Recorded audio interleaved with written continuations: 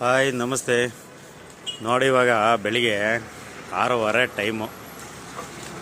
ಆದರೂ ವಾತಾವರಣ ಹೆಂಗಿದೆ ಅಂತಂದರೆ ಏನೊಂದು 5 ಗಂಟೆ 4:15 5 ಗಂಟೆ ಇದ್ದಂಗೆ ಇದೆ ನೋಡಿ.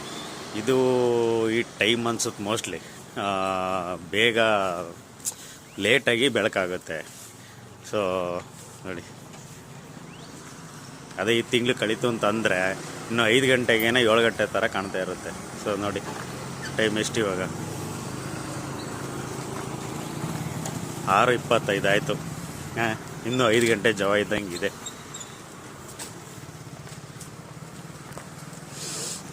ಇನ್ನೂ ಟೈಮ್ ಆಗಿಲ್ಲ ಅಂತ ಎಲ್ಲರೂ ಹಾಗೆ ಮಲ್ಕೊಬೇಡಿ.